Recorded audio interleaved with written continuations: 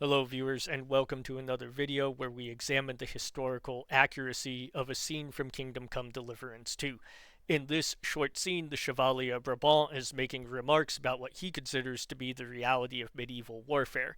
What we're going to do is we're going to look at actual history to see if his statements are correct or not, and to see how much effort Warhorse has made to make sure that they accurately portray warfare during the medieval period. As always, if you enjoy this type of content, please hit the like, subscribe, and notification bell, and let me know in the comments below what you guys think. Do you think that this is accurate or not?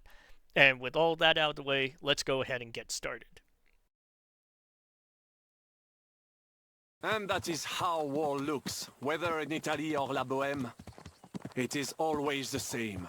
So in this first bit of dialogue, what Brabant says is very accurate. The idea of conducting mounted raids targeting villages and farms was a staple of medieval warfare. In fact, there was a name for this. It was called the Chevauchee, which I'm probably mispronouncing because I don't speak French very well. I'm actually kind of surprised, though, that Brabant does not use this particular word.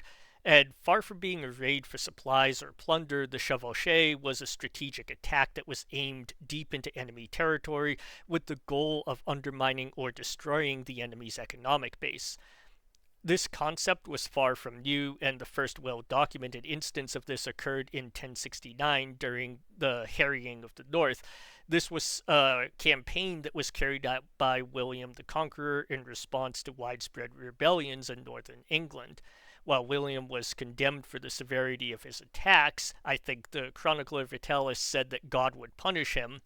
The concept itself survived. By the 1150s, this style of warfare had become much more commonplace, although it was also probably less genocidal by that period. The History of William Marshall, which is a contemporary biography of one of England's greatest knights, describes the organization of this type of raid. And what strikes me the most about this is in his description, he talks about different designated roles for the participants. For example, you had fire starters who had the job of, unsurprisingly, setting buildings on fire. By the time of Kingdom Come Deliverance 2, which is around 1402, the Chevauchee would be very well known throughout Europe. It was especially common during the Hundred Years' War, something that Brabant probably had experience fighting in, and in addition it was used all over the Holy Roman Empire and Italy as well. Medieval knights, at least those that made their living through war, were probably very accustomed to this type of campaigning. That's not war, it's barbarism. What value did this village have? Eh bien, I would estimate 5 courtyards. Annual revenues could be perhaps several hundred groschen. So I really like this bit of dialogue and how Brabant is just so matter-of-fact when it comes to stating the financial and economic value of this village.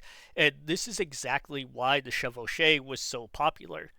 Per the History of William Marshall, the Chevauchee was effective because, quote, when the poor can no longer reap the harvest of the fields, they can no longer pay their lord, and this impoverishes the lord. So the way that Brabant sees this is in fact very historically accurate. In fact, the History of William Marshall once again makes the case that a Chevauchee was an act of chivalry. And this is because attacking the lord's economic base and removing his ability to make war could bring peace to the kingdom faster. While certain future generals, like General Sherman, might agree with these statements, it's almost certain that the average medieval peasant did not. However, for the purposes of historical realism, this is incredibly accurate for how a knight might view these burned out settlements. It would be something that was maybe a little bit regrettable, but very necessary and pretty commonplace as well. Do not give way to sentimentality, monsieur.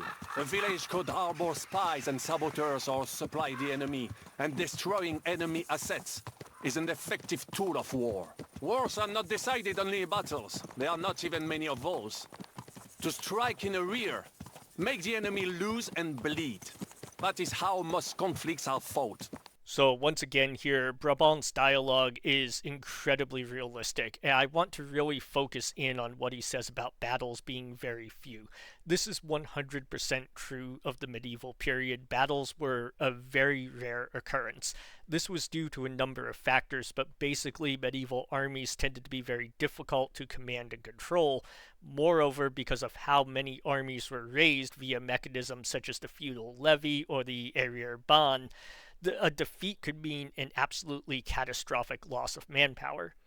Compared to this, the Chevauchee was a low risk, high reward method of waging war. The idea of fast raids by bands of horsemen was really ideally suited to the army's corps of knights, and in the case of Eastern Europe, light cavalry such as Cumans or early Cossacks. If enough economic devastation was caused, it could easily force an enemy to sue for peace without ever risking the army in a large-scale confrontation. It's important to note that even when we look at medieval battles, many of these occurred in the context of either a siege or a large-scale chevauchée. In fact, the Battle of Crécy was a battle that was fought in the context of a chevauchée that was launched by the English.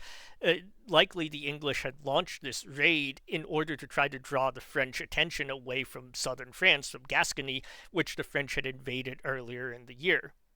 So what Brabant says here, comparing a chevauchée to battles, is very accurate and definitely is the type of thing that an experienced knight would say in this time period. But we're the nobility. Our task is to lessen the chances of such things happening. I do think it's important here with Capon's dialogue to note that what he says is not at all inaccurate or not at all historically unimmersive.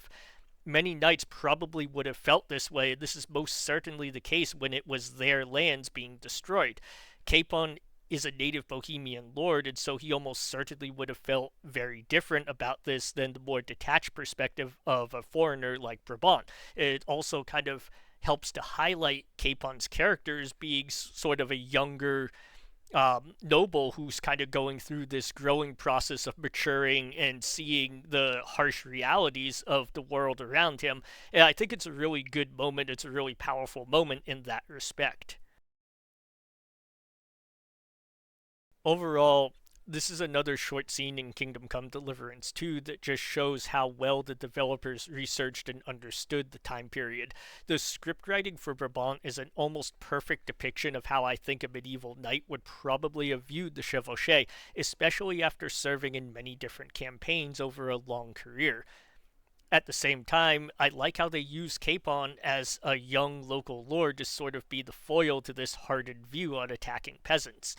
But what do you guys think? Would you side more with Brabant or would you side more with Capon?